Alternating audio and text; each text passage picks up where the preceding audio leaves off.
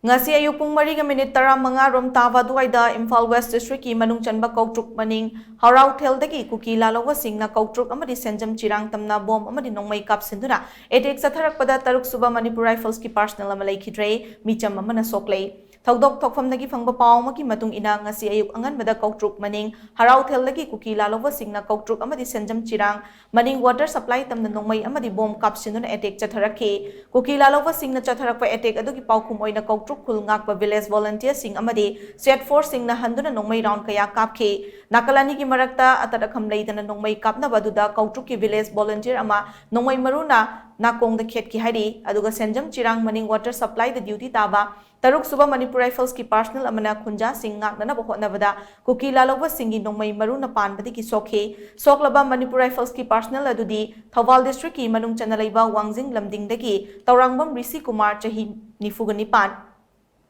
Maki rifleman number na 062K308 ni Maki makokta Kuki lalhouba singna sniper na kaplakba nongmei maru ama panduna faudok laga chatkibadagi khudakta ras medicity da pukatuna aruba fibam da laikanaraba matung ngasi numidang pung 7:22 da leikhidabani taurangbam Rishi Kumar gi machanupi amaga machanupa amaga lehauri hari Rishi Kumar gi loinabi taurangbam ongbi romitaga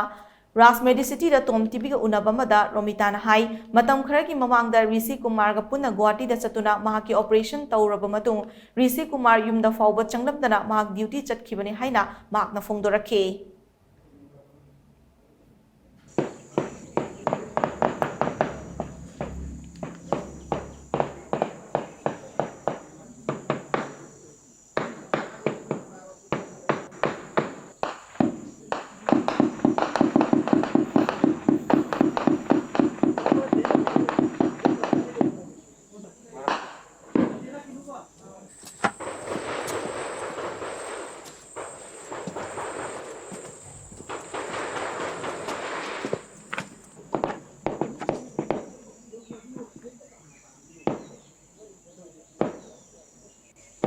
Senjam Chirang du sakhibaje tha ani makhai me tha hare irang du sakhibadagi mayum da sungan halakre de hai naraga Guwahati da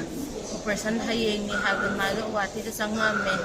operation loraga numit humni marini lairaga thominare tholakpaga ma dum imung bu sangam de mangon dagi dum sakhare to ngasi maina taure na ai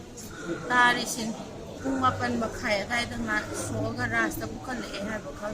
doktor ki satagi doktor ani thola hamme ma khara se suore haram physic operation tawba ya da bida laire na high bp do low boy da na ICU admission gare